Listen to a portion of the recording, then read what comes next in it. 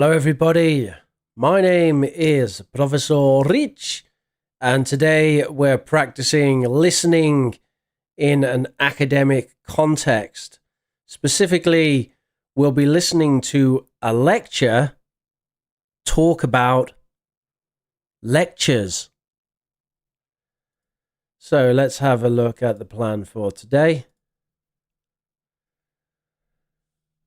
First, we'll talk a little bit about the topic for today, which is actually going to be about the differences in higher education between China and the UK. We'll have a look at some difficult vocabulary that will appear in the listening. Then we'll do some listening practice, and we're going to focus on making predictions in order to help us understand.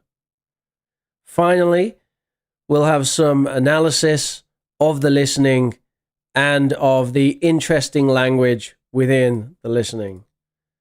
So that's the plan for today. Let's begin with the topic and a question. So what do you think are the main differences between university in China and in the UK? Answers in the chat. What do you folks think about this? Do you have any impression about how education in China, higher education in China and in the UK might be different as a university level? How might the classes be different in China? And how might the course be different? What are the expectations on the students? What do you think students have to do in China compared to in the UK? You can type your answers in the chat, and everyone at the moment is saying hello and so on, with emojis and all that. So I suppose we might have some idea that lecture theatres in China are a bit busier, because often when people think of China, they think of a country that has a large population. So that is probably one of the things that people think of when they think of education in China. They think that there's going to be a lot of students, obviously. Another thing we might think is that maybe Chinese students have to do a lot of writing, copying down what the lecturer says. Have you ever heard that?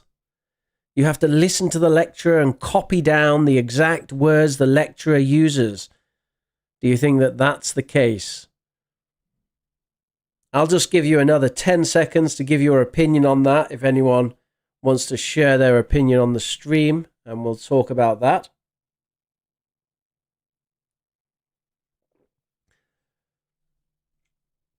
So, hello, Pavia. It's good to see you. And Pavia says, talking about curriculum flexibility in China, it will be fixed and rigid with limited elective choices, also known as optional modules. And in the UK, we might offer more flexibility in course selection and specialization. Pachu says that there's two big and respected universities, which are Oxford and Cambridge, perhaps, and they are leading influencers for many. Manuel says, I lost the signal. Cal says, in Asia, we love mathematics. Sleepwalker says, in China, the main focus is on listening and memorizing information. In the UK, the main focus is on saying ideas and asking questions. Cal says that Western culture places a greater emphasis on personal freedom, democracy, and human rights. In contrast, Eastern culture values social harmony, duty, and respect for authority.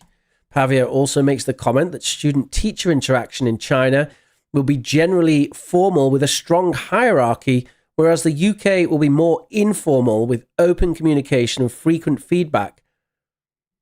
Is that the case, Pavia? Do you feel that your communication with your lecturers is more informal? I think you study in a... Do you study in a British-style university?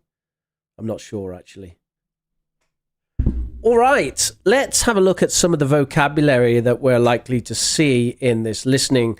So here are 4 terms, 4 pieces of vocabulary that we will hear in the listening. So what do these terms mean in the context of academia? What do you folks think these terms mean in the context of academia? We have a tracking study, a small sample, limitation, and some basis. A tracking study, a small sample, limitation, and some basis. So what do you think these terms mean? Answers in the chat. Manuel says, China spend time studying the mood, according to Confucius.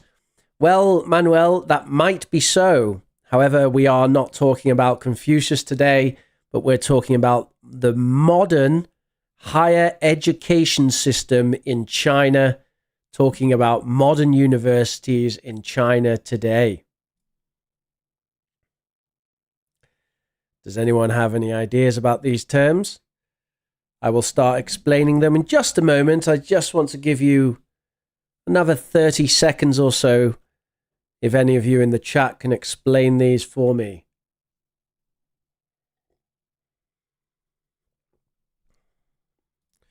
Manuel's going for a small amount of for 2. I think we do have the word small, so I think small is true, but what is this sample?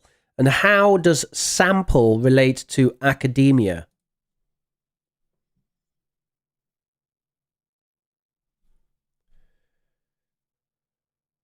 So Pavia says that a tracking study is a longitudinal research method that follows the same individuals or groups over time to observe changes in specific variables. That's a very scientific way of putting it. Could we perhaps explain that in everyday language? Tracking study measures progress. Sleepwalker says a tracking study is perhaps connected to the current research in science. Not really.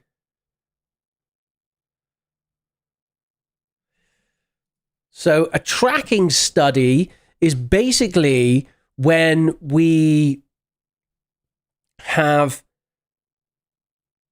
individuals, in this case people or students, and we're basically going to follow their progress in some way, and we have some way of getting feedback from them about that. So it's a kind of study where we have individuals and we're kind of following them, not literally. I'm not walking around following them, but I'm in some way following them with my data. And as Pavia mentions here, it's quite useful for specific factors because it's quite a zoomed in study. We don't normally do a tracking study with 10,000 people. Normally it would be with a small sample, which brings us on to number 2. A small sample, meaning sample is the target group for our study. So we have a number of things that we are actually, a number of people, for example, that we are actually measuring, and they are our sample. We hope that our sample is representative of the larger population. Now, that may or may not be the case, and it's one of the greatest challenges when it comes to academia is having a sample which is representative of the larger population. A small sample indicating our sample size is on the small side. Maybe we don't have too many students volunteering for this study. A limitation. A limitation. What was it that Manuel said? He gave a definition for this. He said, out of your league, too much on your plate. So a limitation is kind of like a negative point. It's something which is actually holding us back or holding our study back. It's actually a point where we could criticize our study. So if we're going to say this study has a limitation, we could also say this study has a disadvantage. It has, in some way, a problem. And then we've got some basis. Did anyone have an explanation of some basis?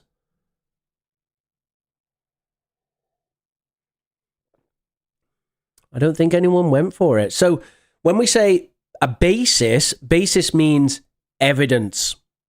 So when we say some basis, we're talking about some evidence. If we have some basis for something, that means we have some evidence for something. So there are terms for today. Tracking study is a special type of study. A small sample is a small group of the people, individuals that we are studying. A limitation is a drawback, a disadvantage, a down point, or even a problem. And some basis means we have an amount of evidence, some evidence. So we are going to look at an academic study. We're going to hear a listening. We're going to listen to a listening about an academic study. I have some questions for you. These are the questions that you should consider while we listen to the first part of the audio. So the questions are, what is the objective of the study? How was it conducted? Who were the subjects of the study? What were the limitations? So, what is the objective of the study? How was it conducted? Who were the subjects of the study? And what were the limitations? All right, let's listen to part one of the audio, and I want you to listen for the answers to those questions. If you have a little piece of paper and a notepad, then that would be a lovely time to pick that up and get ready to make a note of your answers.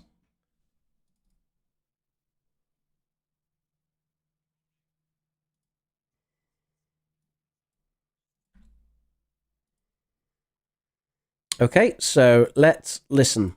I'm talking to you this morning because I'm interested in the differences between academic cultures in China and the UK. Now, what I mean by academic cultures is simply how students study in the two countries. What are the different components of their courses, what teachers expect from them, and so on. And I'd like to present my ideas to you today and get some feedback from you. The thing I want to focus on particularly is lectures. I'm interested in the difference between lectures, both in terms of how the lectures are organized or presented, and also in terms of how the lecture fits into the overall academic program. Now, the first question I need to address is, how do I know anything about lectures in China? Because I haven't studied there, and in fact, I haven't even been there.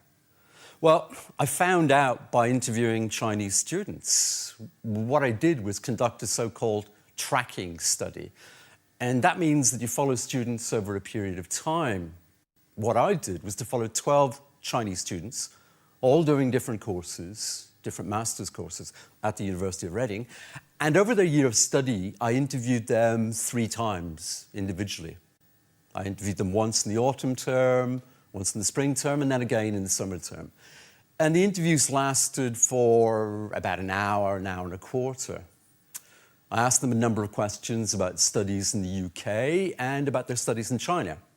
So my information comes from them, and so I have to say right from the beginning that I am talking here about information I got from 12 students, which is obviously a very small sample. And I don't know how representative what they said is of the Chinese education system as a whole. So we have to remember that limitation.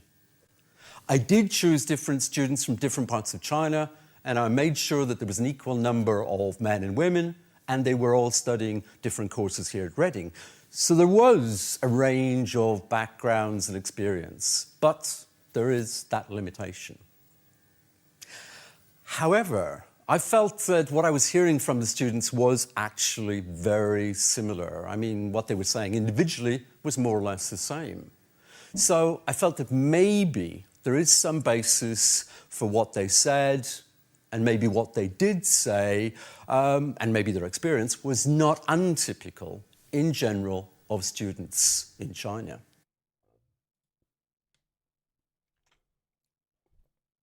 All right, everybody. So we should now have the 4 answers. And you can type those answers in the chat.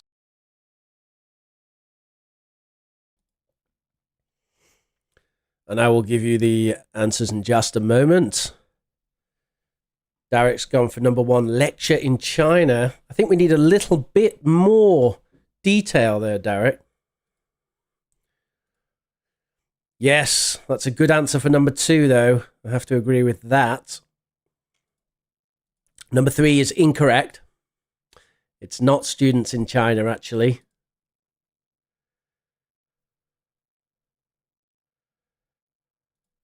Yes, that's right, Sonia. So the objective was actually the differences between English and Chinese universities, or specifically, as Zoya put it, difference between the academic culture in China and the UK.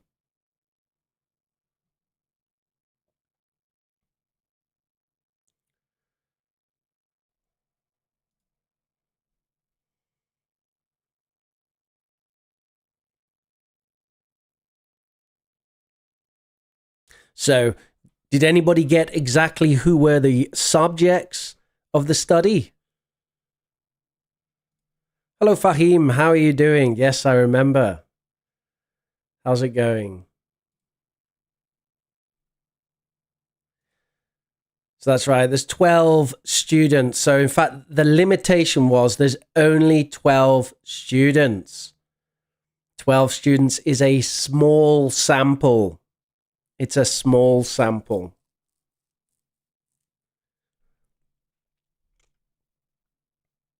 All right, let me give you my answers then. So, the objective of the study was to learn about different academic cultures, specifically focusing on lectures. It was a tracking study. There were Chinese students from all over China, but these students were studying in the UK. So these are all Chinese students who were studying a postgraduate course in the UK. So although they are Chinese, they were not in China. And the limitation was that there were only 12 students. There were only 12 students. So we are now going to use a technique called prediction. I think you know what prediction is. Prediction can be a very powerful way of increasing your listening comprehension. So by thinking about what you're going to hear and trying to make a prediction, you can actually really help your listening comprehension. And we're going to practice that today. But before we do, smash that like button and hit subscribe. Welcome to the channel, the best damn place on the internet to learn English. So, let's make a prediction. What do you think the study will find overall? What do you think will be the overall findings of the study? The overall findings of the study. Ideas in the chats, what do you think? And then we're going to listen.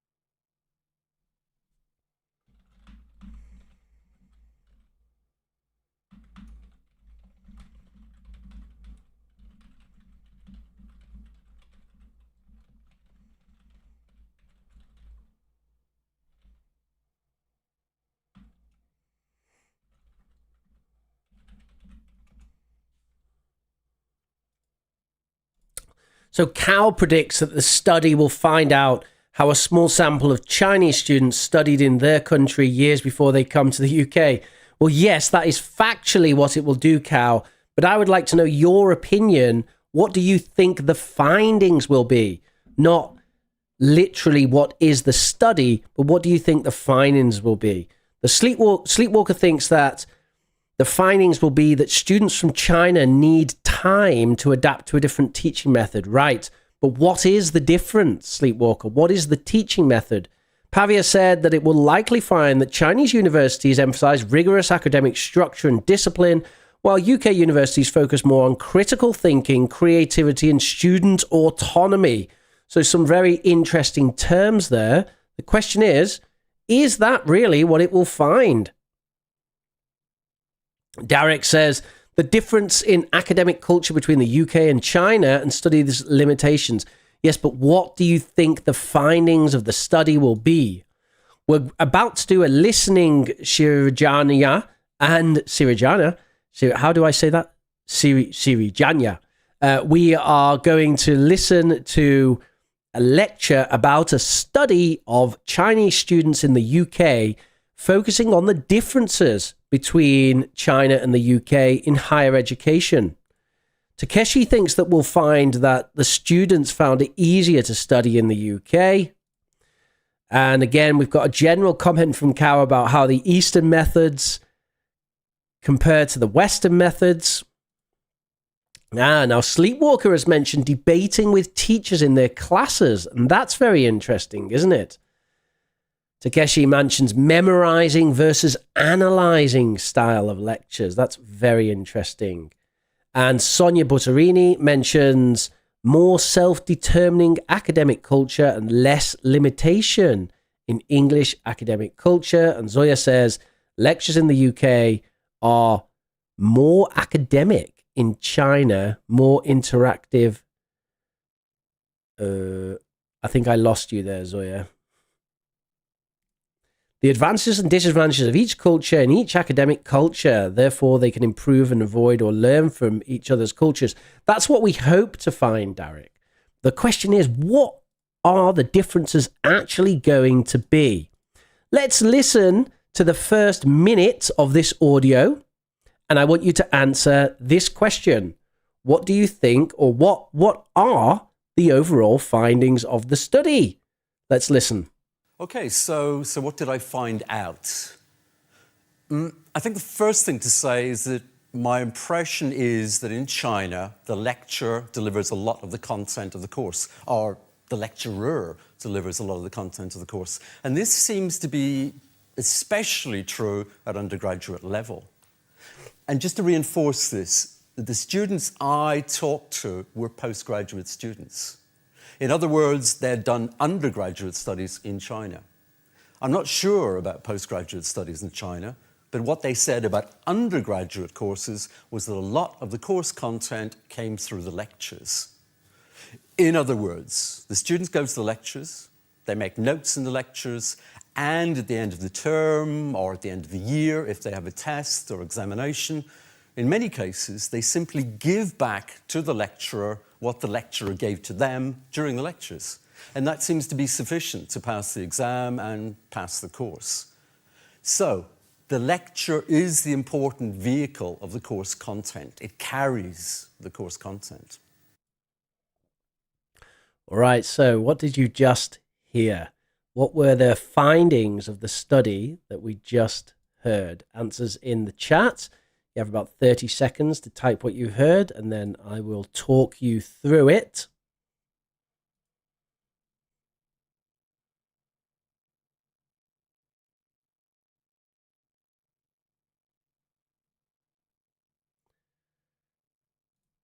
So Sonia mentions that the lectures are the main vehicle for the exam in China. So the main vehicle is the actual lecture. Takeshi also says they're content-oriented lectures at undergraduate level in China. So it's lecturer-based teaching. Zoya says, in China, the lecturer delivers a lot of content, gives info, and then students learn it to pass exams. Lectures are very important. Pavia says in China, the lecture delivers a lot of the course content. And Cal says the lecturer delivers a lot of content in the course. The students make notes in the lecture. In many cases, they simply give those notes back to the lecturer to get through the course. And Sleepwalker says lectures are very important in China. Students write down everything and then give this information back during the exam. Pachu says he found that the students listen to the lecture contents and keep and read them for the exam. And Hint says students depend solely on the content from the lecture, and that is sufficient for success. All right, very good, everybody. So let's have a look what I got. So the lecturer delivers a lot of the content of the course. They simply, and we had this phrase, which he said, they simply give back to the lecturer what they heard in the lectures. So what does this mean? If we think about that, they simply give back to the lecturer what they heard in the lectures. Well, it means that they sit in the lecture in China and the lecturer tells them information. And then when they go into the exam, then they give that information back to the lecturer in the exam. It's a question of memorizing what the lecturer tells you and then saying that in the exam to pass the exam. Now, that's our little introduction or overall finding. What do you think the other findings will be? What do you think the other findings will be in the study? What finding might we have about student autonomy? That's something that Pavia mentioned earlier. And how might this situation compare to the UK? What do you think in the UK, if you give back to the lecturer what the lecturer gives you in the UK, what does that mean? Is that also a positive thing to do in the UK? So let's have a listen to the next part of the lecture. Now, the second point they made about lectures was that in China, they don't seem to be very interactive in the sense that students sit, they listen, they make lots and lots of notes, but they don't often ask questions during the lecture or at the end of the lecture, and they don't have much discussion either during or at the end of the lecture, and that is not expected of them. So they really, in China, lectures don't seem to be very interactive.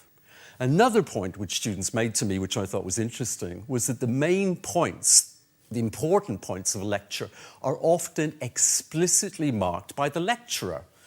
The lecturer might say, okay, this point is very important, make a note of this. And might even write things on the blackboard, which the students would copy down verbatim. In other words, they would copy down exactly what he was writing. So this was interesting. It seems that the students don't have to decide for themselves what is important, what is less important. The lecturer tells them. Now, obviously, that's a very general and very rough caricature of what the students told me about Chinese lectures. But how does that compare with the UK situation? Well, in the UK, I think it's fair to say that the course content is not only delivered through the lectures. If you study on a UK course, and if you only give back to the lecturer in examinations or tests or assignments or essays, if you only give back what he or she says during the lecture, then I don't think you're going to pass the exam, the course. I think what lecturers are doing in the UK is something different. I think either they're giving an overview of the main ideas connected with the subject, or they're giving some general background to the subject. And then it's the student's responsibility to go away and to do lots of reading and to really fill in the details and to fully understand the theories, the ideas the lecturer is talking about. And that really... All right. So what were the other findings which you heard just there? And hello, Famia. Faima. So Derek says that in China, students just listen and sit. They don't have much discussion or questions. It's not very interactive. That was the key word, wasn't it, Derek? Important points are explicitly noted by the lecturer, and they just copy things down. So the lecturer actually points out these important things. Students in China are not interactive. That's the lecturers. The lectures in China are not interactive. Students listen and make notes. They don't have much discussion. In the UK, course content isn't given only through lectures. They have to do lots of reading. The student makes a lot of notes but don't ask questions, and the lectures don't seem interested.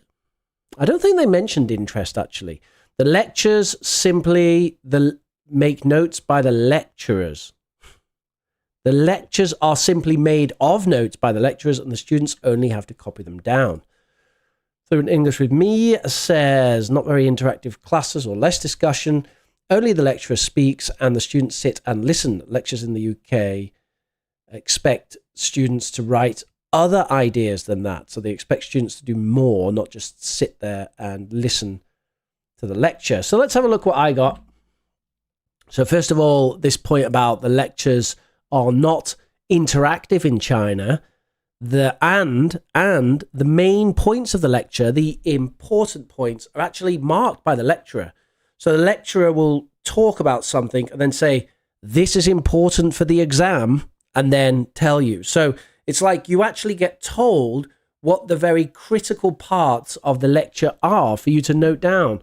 Whereas in British academia, we expect the students to think for themselves about what the important parts are. So we had this part where he said, if you only give back what he or she says during the lecture. I don't think I actually played that. Let's just listen to this. It brings me to the point of reading, because what I understood... Did we get that quote, or have I just skipped ahead? Did he say that?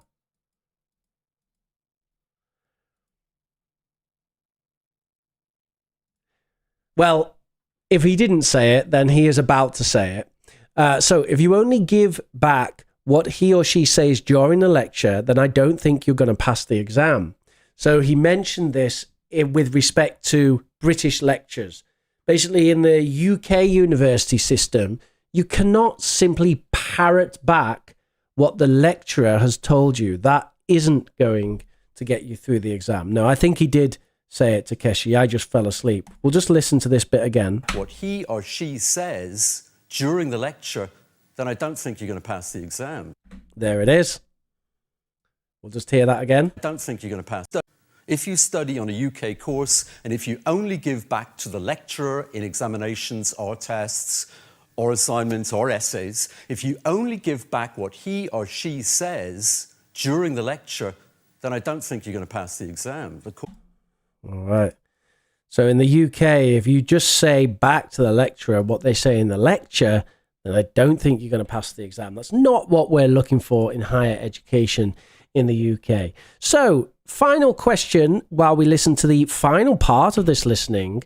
I want to know, how do you think that course books will differ at university in China versus the UK? So, they have course books for the lectures in China. They might have them in the UK as well. How do you think that they differ in university in China and the UK? So let's listen to the final section and get the answer to this. The lecturer is talking about. And that really brings me to the point of reading, because what I understood from my Chinese students was that in China, certainly at undergraduate level, they had one course book for each course. And just to emphasize that, they seemed to have one course book. And there was a very close correspondence between what the lecturer was saying and what was in the course book. In other words, if the students wanted to, they could go away at the end of the lecture and read the course book. And it would essentially say what the lecturer himself had said. So there was that kind of reinforcement. In the UK, it's very different. There's not one course book for one course. You can't just go away and read one book and find the entire content of the lectures there. You will have to read a lot of books and a lot of articles to fill in what the lecturer has given you. So in the UK, reading and reading really widely is an essential part of what students do after lectures. In China, it seems that there's a lot less reading, and the reading is mainly concentrated on this one course book.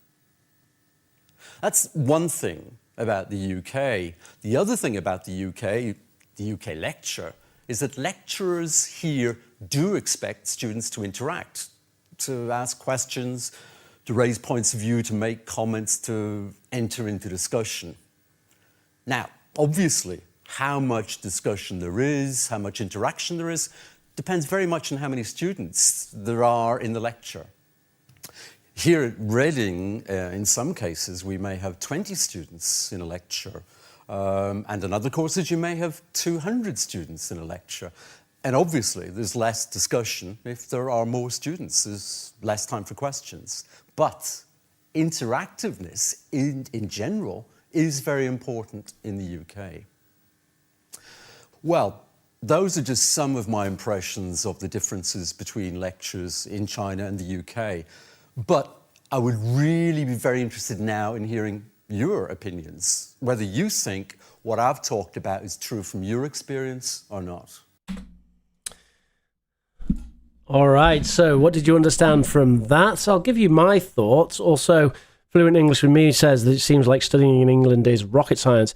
I wouldn't say that exactly. It's just a different method. So rather than memorizing and then repeating, students are expected to employ skills such as creativity and critical thinking. You have to really judge for yourself what's important and what isn't. Nobody's going to tell you that. So in China, there's only one course book which contains everything. In the UK, you're expected to read widely. So we have this term, read widely. Interactiveness in general is very important in the UK.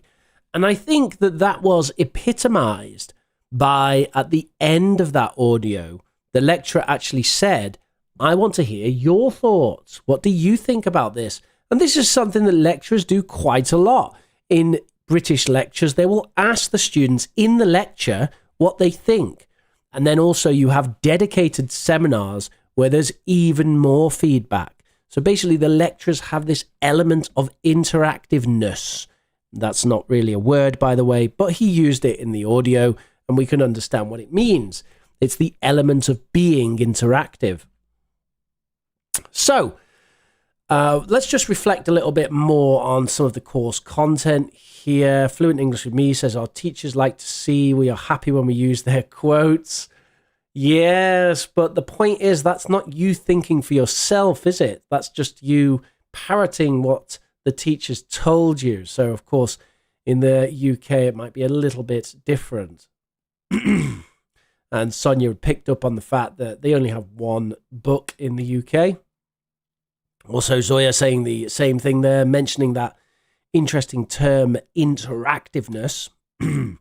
Cow also repeating that they only have one course book in China.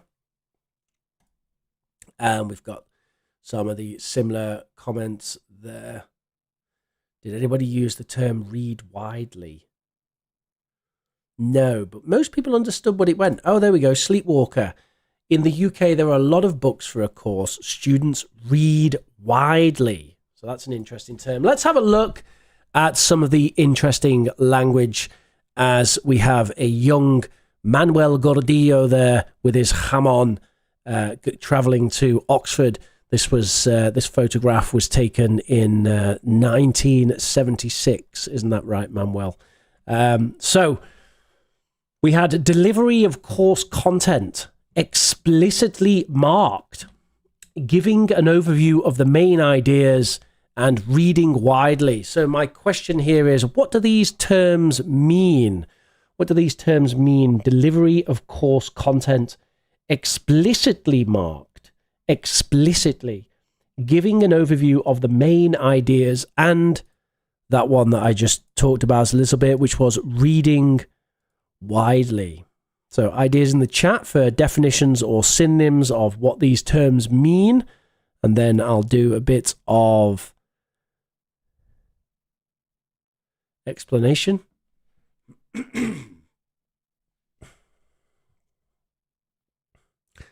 Yeah, I love jamón serrano, actually.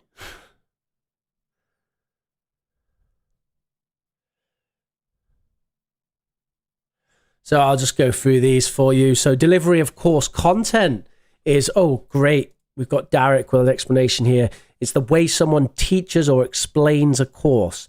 It's not necessarily teaching, Derek, actually, because teaching is actually one method of delivery.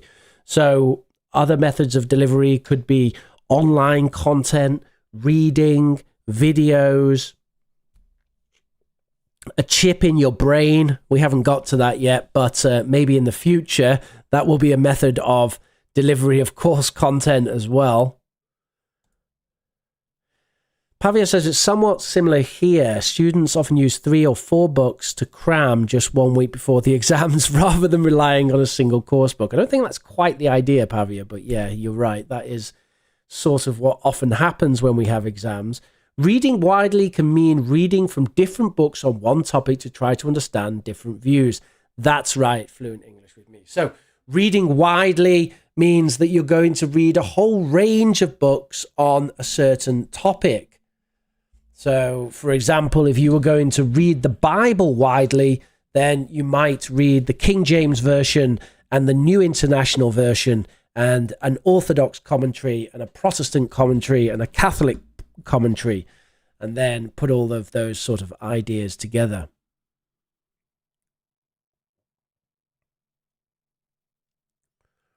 All right, so we had delivery of course content, we got reading widely. Let's also talk about explicitly marked. So explicitly marked means intentionally, deliberately, and obviously marked. So when I say this is important and I put a big circle around it, that is explicitly marked. We've got an explanation here from Pavia. Points are clearly identified or highlighted. And when we say explicitly, we mean really intentionally.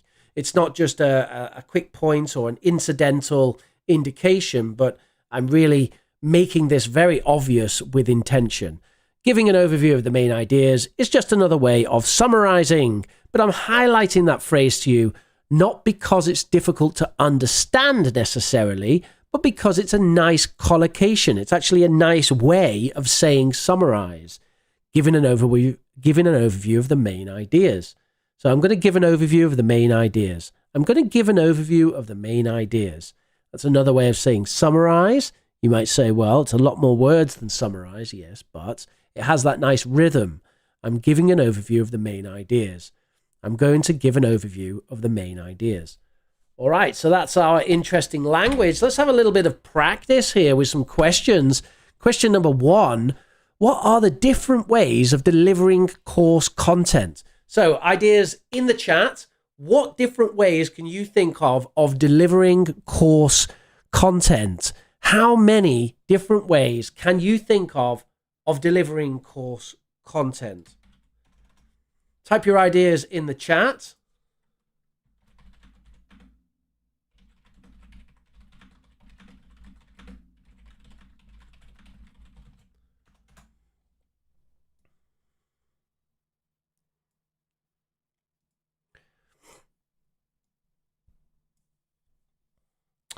What are all the ways that you guys can think of delivering course content? And if you haven't smashed that like button yet, now is a great time.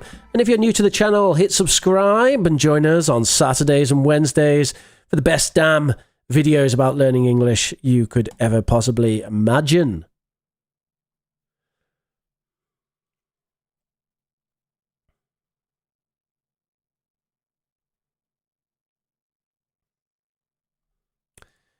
It's basically both those things, Fatmida. It's with intention and clear. So Sleepwalker has mentioned an interactive method. So discussion could be a way of delivering course content. We've got assignments, group work, presentations, reference books, course books. I noticed that when AI is used to generate images with text, it can produce mistakes in the text portion. Yep, it's still happening, but that's not necessarily related to delivering course content. Recorded video lectures, audio delivery, delivery through downloadable items, and text-based delivery. So lots of really interesting ideas here. Let me give you some other ideas. We could have interactive videos. We could have gamified learning. We could have a podcast series. We can have webinars, chatbots. We could have interactive ebooks. We could have forums, peer-led forums. We can have seminars, lectures. We can have social media groups. We can have Moodles and online course content. We can have collaborative activities, collaborative apps like whiteboards, Padlet, collaborative brainstorming activities online, and so on and so on. All right, moving on. Number 2, do you prefer it when things are explicitly marked? Do you prefer it when things are explicitly marked, or do you prefer to discover things yourself? So we have here 2 main divergent methods in education, and they are teaching implicitly and explicitly. And we can also, in a language sense, we can talk about deductive and inductive teaching.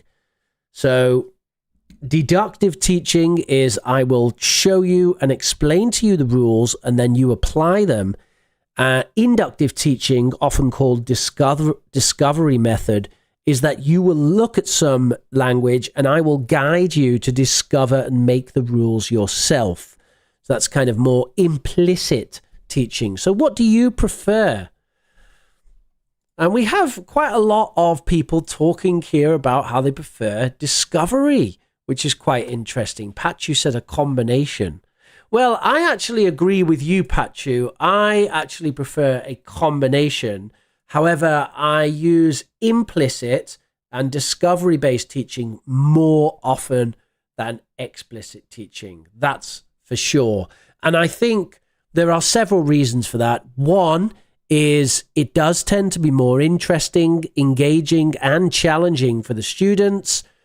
And 2 is it tends to stick more in the student's head. If you just give the rules and then practice, people often forget it. But if they discover it themselves, then there's often more chance that it will stick in their head. And Takeshi's mentioned that it depends on the subject. So sometimes I like it to be explicit when I have to study subjects that I don't find useful. That's interesting, Takeshi. But maybe the reason why you don't find it useful is you just haven't had a really good teacher. I wonder if that's the case. Could it be that we could find everything useful and interesting if we had a good teacher? Paria says, I prefer a combination of explicit marking and self-discovery as it allows for guided learning while still encouraging exploration and deeper understanding of the material. And that is the point, actually, Pavia, that this is why discovery is preferred overall. However, it does have disadvantages and we should acknowledge that. Okay, let's move on to the last question. So the last question says, do you like to read widely or do you prefer to get a general overview of the main ideas? I'm going to give you my contrarian opinion here because I think the obvious answer here is to say, hey, I like to read widely, of course. I'm a super scholar and mega academic, and I'm all about reading loads of stuff. But to be perfectly honest, I like to do a combination of these things, and I like to use them in a certain way to constantly adjust. Like, I think you need to be dynamic in how you learn. So you need to be ready to do both those things, right? So, for example, it was 6 months ago, I really set myself in a task about getting better at having difficult conversations. And the reason for this was I kept having interviews for academic management positions and absolutely failing on the question of tell us about a time you've had to have a difficult conversation at work. Not with a student, with a colleague. And that's the difficult thing, because actually I have difficult conversations with students all the time, not so much with colleagues. So I decided to read a lot about it. And I kind of did both. I started out with an overview, and then I had a look at like 4 or 5 separate books, and I would kind of jump into them and jump out of them, jump in and jump out until I found one book that just hooked me in, and I was like, this is it. And then I really honed in on that one book, and I would say it was quite the opposite of reading widely. It was like I was reading in like extreme detail that one book, and I read that one book 3 times, and it's filled with notes and underlined and all kinds of stuff. You know what? I can get it for you to prove it to you.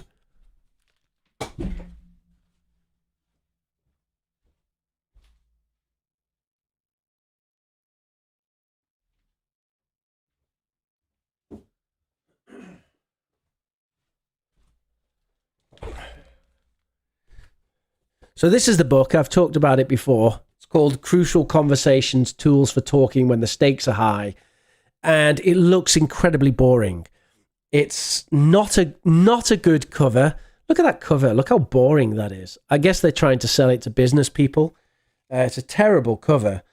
But I can show you that. Can you see this? You can see my notes and underlines all throughout the book.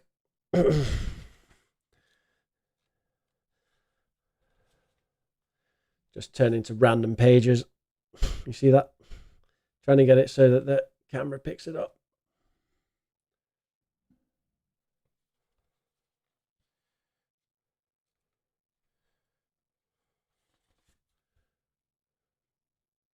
So it's kind of like when you get your book that you find is really hitting the point that you need to know about, then you really dive into that one book. And I think that's the way that I like to study, this kind of combination of wide and narrow.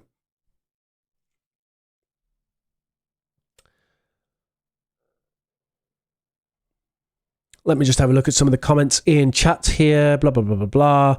Takeshi says, I plan to get a summary, then I'll read widely about each of the topics. Yeah, I mean, reading takes a long time, right? So if you like read every single book cover to cover, it would take forever. Fluid English with me says, in your previous topic about copying lecture quotes, some teachers, about 80%, like to see their exact quotes in exams. If they don't, they cut marks. Whoa. That sucks. That really sucks. Bear in mind, all of us have a different print finger. Yeah. And I think there's many different ways to do this. Lecturers are human too and can make mistakes, of course. Depends whether you need general or in-depth knowledge. Do we ever need general knowledge now? Like, we can just use the internet, right? Like, when do we ever need general knowledge now? Do we ever need it? Do you skim books while reading? Yeah, absolutely. I skim all the time. And since I've been an English teacher, I've got a lot better at skimming. So now when I'm looking for something, I can very quickly just look at it. Okay, yeah. Right, yeah, okay. And you kind of get an idea of what's going on the page that you're looking at, and you just soak it up, and then you make a decision. Do I want to read about this specifically, or am I looking for something else? That's really the point of skimming, isn't it? And scanning, which are different but similar. What should we do in the situations when we have to write as they want us to write? Then you should write as they want you to write so that you pass the course. That's it. You can't change the education system. Not yet, anyway. We need general knowledge. You want to be breeze shooting with our friends. I've not heard the term breeze shooting. You mean shooting the breeze? This is why people say don't judge a book by its cover. That's right. All right, so move on to our review for the day. So what did you learn today, and what do you need to study more? A little bit of reflection. And as I've mentioned before, it's always good to reflect at the end of a class. Really helps to get things solidified in your head. We don't need to say like, Do you remember the phrases from today or anything like that? I mean, we can actually. It's one thing we can do. All you really need to do is just think back and just what is it that really reaches out to you about today's class? What is it that sticks in your head?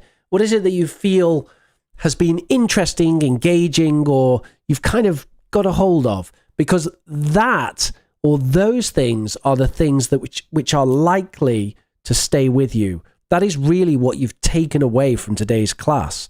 When you think back and there's something you go, oh yeah, that, or ooh, that was interesting.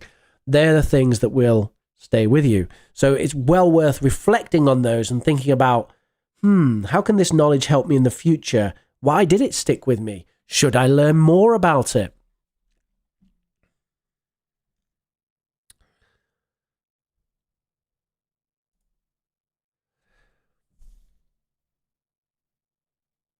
I definitely don't agree with that, Pavia, although I do agree that if you are familiar with a text, then obviously it's easier to scan it.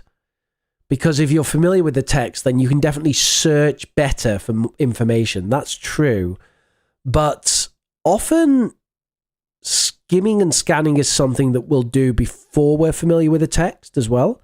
Like the first time you ever look at a text, what you do is you skim it. Whether you know that you're doing it or not, it is what you do. I'll give you an example. I will give you an example. Right?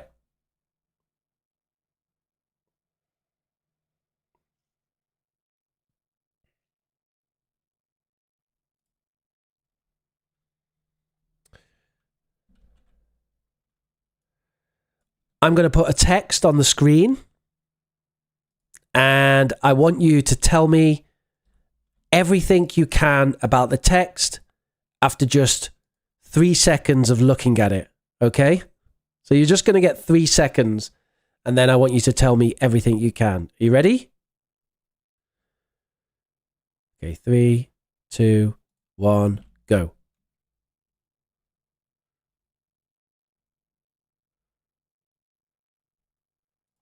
Okay.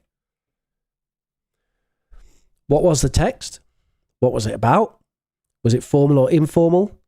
Was it print or online? What was the... What else could we say? I think that'll do. What was the text? What was it about? Just tell me everything that you got from that, from 3 seconds. Without cheating. If anyone took a screenshot or took a photo with a mobile phone, you put that down right now.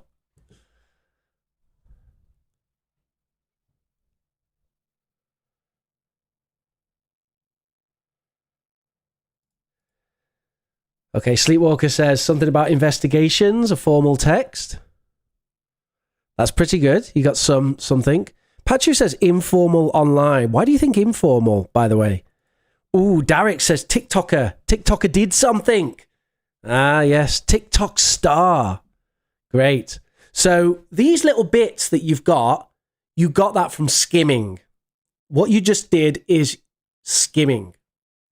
And the more information you can get in just a few seconds like that, then the better your skimming is. So basically, the better that your skimming gets, then the more information that you can get in 3 seconds looking at a text. And I just remembered that we did a poll at the start of class, so I should end that now. Totally forgot about that. 35 votes. How big are the differences between China and the UK?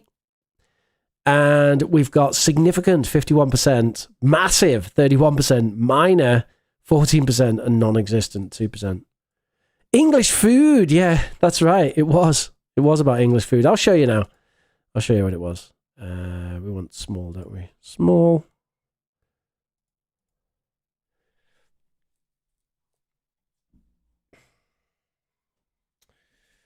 So this is what it was about.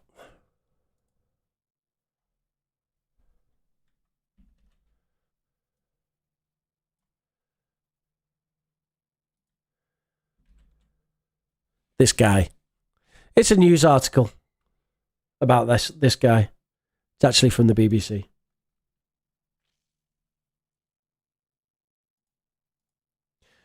Skimming is just looking at a text quickly and getting all the information you can. Scanning is searching for specific information in a text. So you have a big text and you're looking for something. Like, for example, if I said to you, if I said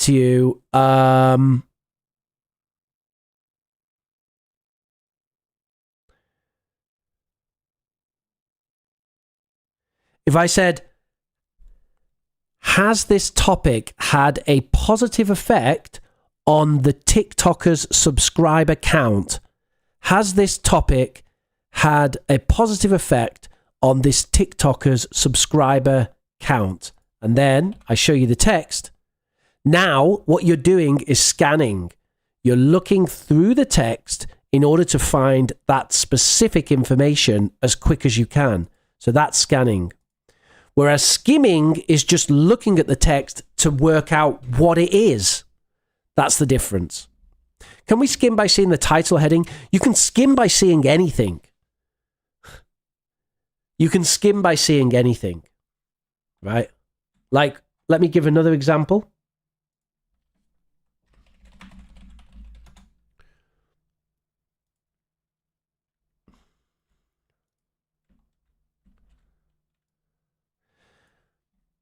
I'm going to show you something from the internet, and I want you're going to have 3 seconds, and I want you to tell me everything you can about it. Like, what is it? Where's it from? What do they write about? Okay, you ready? You're just going to get 3 seconds. Again, 3 seconds. Ready? 3, 2, 1, go. 3, 2, 1. That's it. All right, what can you tell me about that I showed you? What was it?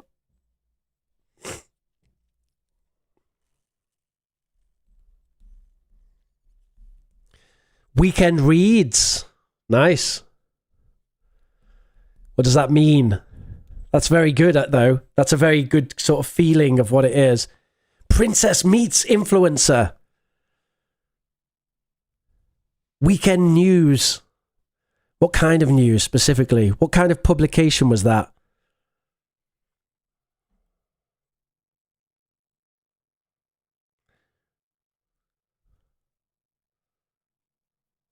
Pachu says, which text? You missed it, Pachu. Danish girls, royal family, folk culture, celebrities. Look at that. That's the best answer we've had. Yeah.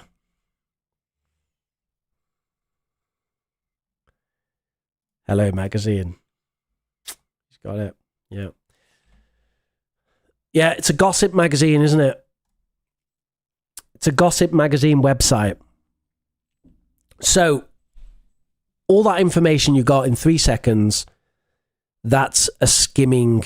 That's skimming, right? And the better you are, the more information you can get. It doesn't need to be 3 seconds, okay? 3 seconds is really extreme, right? 5 seconds, 10 seconds, 1 minute, okay? You're trying to get as much overall information as possible in a short space of time. That is skimming. So we're trying to get as much overall information as we can in a short space of time. That's skimming. Versus scanning, which is searching for specific information. All right, that brings us to the end of the class today. And of course, we are into question time. If you have any questions about learning English or whatever, then you can type those in the chat and I will help you out with that. You can also download the notes from today. They are available at the link, which I will now post in the chat. And in just a moment, will also be available down below the video. So notes are now in the chat, and I will also put those down below the video. Any questions you have about learning English, type those in the chat, and I'll do my best to answer them. So, any questions you have about learning English, type those in the chat.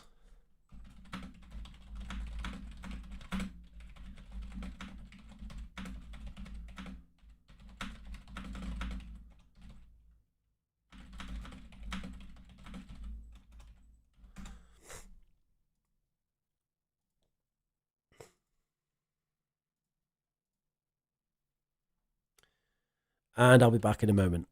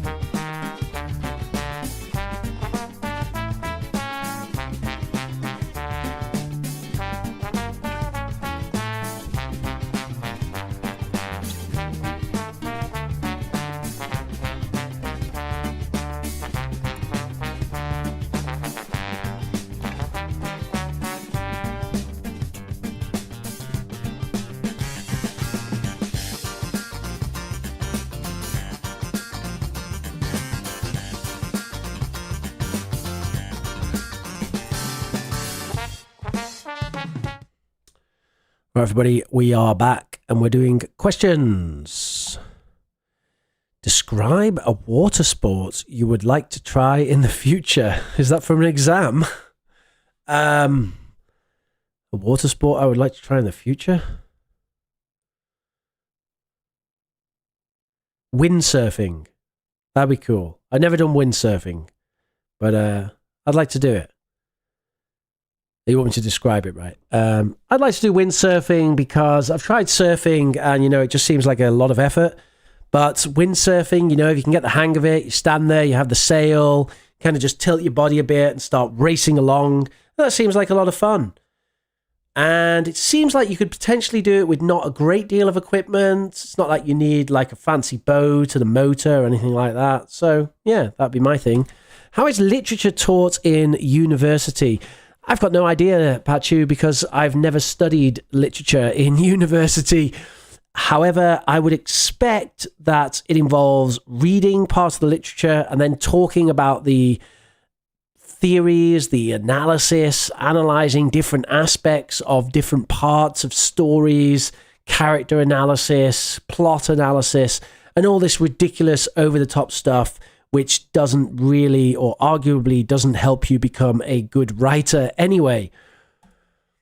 I find that it's really difficult to remember certain topics while listening to something. Yes, I understand I can follow a certain topic in conversation, but in exams after reading questions. This might just be a question of focus, Derek, and it might just be that you need to improve your general focus, or it could be that you need to improve your exam strategy. So it's difficult to say exactly. This is why one-to-one classes can be so useful, because you can really start to understand the needs and requirements of a specific student.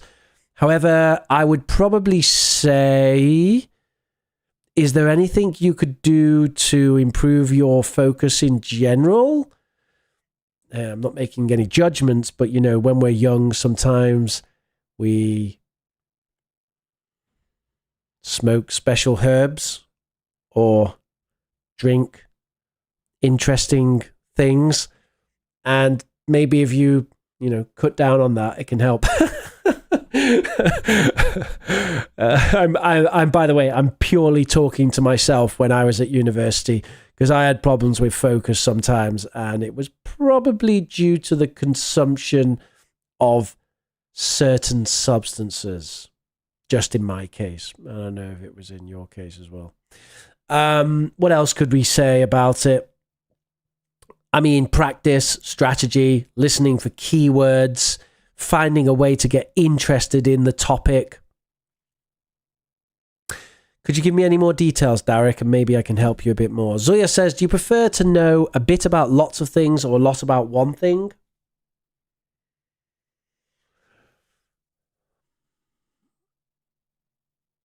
I actually think I prefer to know a lot about one thing, but just weirdly enough, I've ended up knowing lots of things about lots of things because I find everything interesting. But I think getting really deep on a topic is super interesting. Like, the deeper you get, the more interesting things get. And, I've been really diving into Orthodox Christianity, just reading a lot about it, just super interesting because, we don't know anything about Orthodox here in England. We don't really have any Orthodox churches, We don't really have any Catholic churches. We just have Anglo-Catholic, which isn't really Catholic. But we don't have any Orthodox at all. I mean, we do have some, very small amount, but not many. So I found it super interesting. Just, I think, as a Christian, you can learn more about Christianity by looking at the different ways that other denominations view or understand God and so on. So I found that super interesting. And you could apply that not just to religion, you could apply it to other areas as well. It's like, for example, with teaching, if you really want to understand the best way to teach, then obviously you shouldn't just read one method. Like, what's the best method? I'll read that. No. You have to read about everything. Direct method, grammar translation, audio linguistic, task-based learning, the silent way, Suggestopedia, community-based learning, the lexical approach, engage, study, activate, deep end method. Like, just learn everything, and then you can kind of put things together. Cal says, what do you think about applying prefixes and suffixes? Prefixes and suffixes are awesome, Cal, and I think learning about word formation and the structure of words and breaking words down into graphemes, I think is super helpful. And we actually had an example of this today. We had the suffix nus, and it was applied to interactive. Interactive is an adjective, meaning two-way. And we had interactiveness. Now, interactiveness, I don't think is a real word. And if it is, then it's certainly not a particularly common one. Yeah, I'm still not sure, actually. But if it does exist, it's a very uncommon one. But of course, everyone can understand what that means because we know that the suffix nus means a noun. And it's normally like a noun about a metaphysical concept or quality. So it's a noun kind of describing an adjective, in other words. So we have an adjective like happy, and then we talk about happiness. We have an adjective like sad, and we talk about sadness. Interactive, interactiveness. So I think prefixes and suffixes are really helpful to learn about. I think it's as useful as grammar. Learning about word formation is as useful as grammar. That's my perspective. Through the methods or ideas of wide reading, don't you think students can get confused about information? So this has been the argument from experts for a long time, that people will get confused. And I do think that people get confused sometimes. And students absolutely get confused. And that is a problem, because when a teacher comes and goes, here you go, here's everything, now work it all out, then obviously that's going to be very confusing. That's too much. So that's where the role of the teacher comes in, actually, Fluent English with me. It's getting that balance, getting the balance of being able to give your students freedom to explore the topic, however, making it sort of bite-size so they don't get too confused, right? So when we say wide reading, right, I'm not saying go into the library and read about philosophy. Your exam is in 2 months. Good luck, right? That's obviously over the top, very difficult, I have no idea what to read about, no guidance at all. It's too much. Wide reading would be more like, here's a list of 5 books which are interesting on this subject. Off you go. So we often at university in England, we have a reading list with the course, and the reading list could have anywhere between 5 and 30 articles and books on it. So there's plenty of things to read, but you don't have to read everything. You just choose a few. And obviously we're not saying here's the whole library. We're just saying, here's 5 things you could read. So maybe read 2 of them. And you decide from your interest which of them you want to read. Derek said, my mind went blank. Is there any way to improve my listening ability for exams? Yeah, a few ways. To be honest with you, Derek, the absolute best way is to practice past papers of that specific exam over and over and over again. It's the best way. And the second best way is to have a one-to-one class with a private teacher who can train you for that exam. Because the thing is, there's not like one strategy or one technique I can give you that will make you better at listening exams. There's like a lot of things you have to do. There's strategies, there's practice, and there's strategies, practice, study. Yeah, mainly that. Mainly strategies and practice. You need lots of strategies and lots of practice. Does it really work to change my cell phone to English? No, I don't think so, Emmanuel. I don't think there's any point in that, really. The thing is as well, is that the words that you'll learn from that are not particularly useful words. You'll learn like a couple of words, but actually I wouldn't recommend doing that. And this is from personal experience, because I did that in Spain, and I did it, and I had my phone in Spanish for like 4 years. And ironically, when my Spanish was very good, I changed my phone back into English, because I was like, this is pointless and I don't want to have to deal with this anymore. It's like I have to speak Spanish in this situation and this situation. So I'm going to put my phone in English to make it, because when you're dealing with your phone, often it's kind of stressful or annoying or whatever. You don't want to have to, where is the thing? How do I do the whatever bit? And if you're in settings doing something weird and it's got all this strange vocabulary, I don't think it's a good idea. Asmina says, could I have the answer for this? John, my car which is red is lovely. Mary, my car which is red is lovely. Who owns more than one car? Nice. Mary owns more than one car. So basically, in the first circumstance, you have a non-defining relative clause. What that means is John is telling you about his car, and then he adds optional information about his car, and he says, it's lovely. So this is my car, it is lovely, and my car is red. That's what John says. But Mary says, my car which is red, and with Mary, there's no comma, so that means it's a defining relative clause. And for this to be defining, in other words, if which is red is defining with the noun phrase my car, that means that Mary must have more than one car. Because otherwise, which is red would not be defining, and then there would be a comma. So therefore, Mary has more than one car.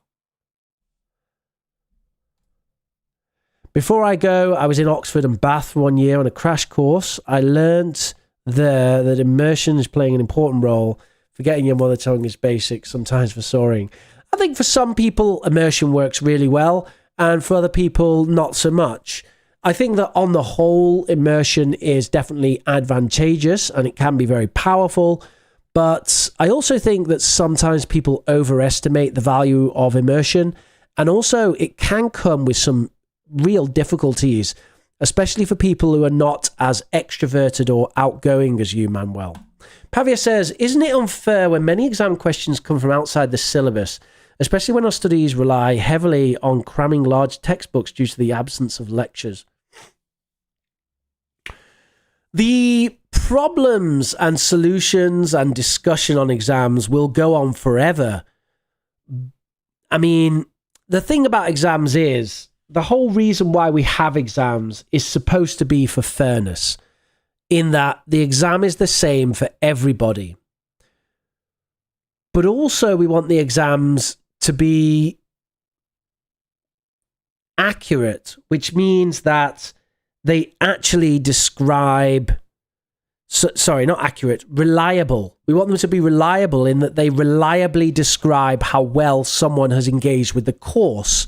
And the thing is, if there's an element of you randomly read the right thing and therefore you get a high score in the exam, then that means the exam is not reliable. So that's a bad exam. So basically, for an exam to be good, it should be fair, which means everyone gets the same exam, but also reliable, which means if person X has studied this amount and put this amount of effort in, and person Y put this amount of effort in as well, then a reliable exam will give both those students about the same score. A reliable exam means that the understanding that a student has of the course material should be reflected in the exam. So, of course, exams should be tested for that kind of reliability. Unfortunately, as most universities are self-certifying more or less, then the quality assurance on exams can sometimes be not as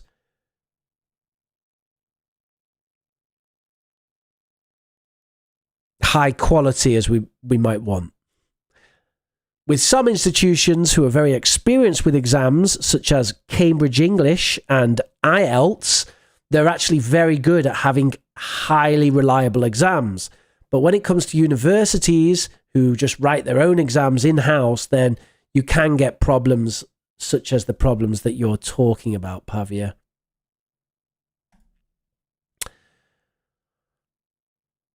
Thank you very much, Manuel. Remember our chat yesterday? I have. What specifically are you talking about with your chat? Yesterday? What were we talking about yesterday, Manuel? You had some interesting things to say. Actually, you always do. But the problem is, you tell like 5 stories in one, and then and then I lose it a little bit. I just remember that we started our conversation yesterday with you telling me that there was a politician in Tenerife. The politician in the central government voted against the local government. That's how we started talking, isn't it? And he's gone anyway, so I'm not talking to anyone. What do you mean by drink interesting things? Alcohol. Which I don't drink alcohol, by the way. But when I was at university, perhaps I drank sometimes. Mindful practice, 20 to 30 minutes a day. It's a good idea. Describe a water. How practice map. Describe a water sport you would like to try in the future. I've already described it. I'm not sure what map means though. I'll try to apply your suggestions. If I cannot improve, we'll give you the issue. I understand it. It's hard. We have to give suggestions, but we don't have all the symptoms and diagnosis. That's right. That's it, Derek. So it's like if someone comes to a doctor and says, I have a headache, then he'll say, well, try drinking water and taking paracetamol. But if you have a headache and I know loads of other stuff about you, then maybe we can get a bit more accurate with it. Listening is a tricky one, Derek. The long-term answer is, if you want to just get really good at listening, you need to have comprehensible input with engagement and challenge. So comprehensible input is the critical point. That means that you're listening to stuff and you understand it and you know that you understand it. In other words, there's some sort of check and you're actually understanding it, because sometimes people fool themselves that they're understanding something, but actually they're not understanding it. So you need to have a check somehow. So if you're watching like a TV series, there needs to be a way that you can check that you're following what's going on. In other words, if you're watching a TV series and then something happens and you're like, what just happened? Like, why is that guy there and that happening? I didn't think that. Then that's when you realize you misunderstood and actually you didn't understand what was going on, right? So that means it's too difficult for you and you need something easier. So we want it to be comprehensible, and then we also want interest and engagement. So, choose a TV series that you're interested in, something that you're engaged by and that you focus on. Of course, no problem. In what year was there research about Chinese students in the UK? What was the audio we were listening to? No, it wasn't old. It was quite recent. I think in the last 5 years, but I don't know if it's a real study. That's actually a listening from a book on teaching academic English. It's one of the top books on teaching English for academic purposes. Facing difficulties in the writing section of IELTS. Well, there's a number of things, Shanzai, that you can do for that. But let me think. If it's task 1, then there's lots of practice, and there's a very particular way of thinking for task 1. If it's task 2, then you should focus a bit more on planning and process, and you can learn a really useful essay structure, which is like how to structure your arguments. Like you have your first sentence is your lead-in, background information, thesis statement, and learn how to write a good thesis statement. And then body paragraph 1 has overview, argument, supporting information, and then example or reasons. And then body paragraph 2, similar thing. Body paragraph 3, you can do counter argument and rebuttal. So you can learn this kind of structure that can really help with essay writing. And then, of course, you go in and you start learning phrases and so on. Yes. EAP. Idea on preparation for EAP. It's what I've just done for 8 weeks, Pachu. Yeah, I've got quite a few ideas on that. I mean, listen to TED Talks, the old ones, not the new ones, which are rubbish. And start reading academic papers. You can go on the DOAJ and get free academic papers, open source academic papers. Just start reading stuff that you're interested in. DOAJ.org. Free open source academic papers. And any academic journal that's worth its salt should be open source anyway. It's ridiculous that they charge so much money to put stuff behind paywalls. And of course, on the other hand, they would argue, well, who's going to pay for everything? But, come on. How to be less lazy. It's a cultural thing. So you start, if you start doing it, basically you start to find it fun. That's all I could say. The thing is, if you've grown up in an education system which discourages it, then obviously it's going to be tricky, It's just like growing up around parents who are fat and lazy and don't do sport, then you're not going to be very sporty, right? But yeah, all I can say is give it a go and, keep trying it and you'll start to get interested in it. Changed any of my interacting styles from your stream? Changed any of my interacting styles? I'm not really sure, Pavia. I don't think that these streams would have a great impact on anyone's interacting styles anyway, because they're just they're kind of a short little bite-sized chunks of English learning, aren't they? But your absence has been noticed. The thing is, you did come in occasionally. Like I think you popped in about every sort of 3 or 4 weeks or so. I'll tell you what, we haven't seen Daisy in ages though. How old is the tape recording in my school's English player? That is an interesting question, Cal. Yeah. 72 years ago, exactly.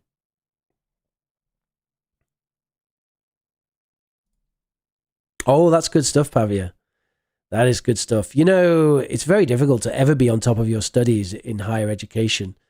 I think if you are, then probably what you should do is read ahead. Because, you can never be too far ahead in higher education. It's just not possible, is it? You can always keep going, read more, prep more, start getting your next assignment even better. All right, everybody, thank you very much for joining me today. Smash that like button, hit subscribe. My name has been Professor Rich, and I will see you on Wednesday. Have a lovely weekend.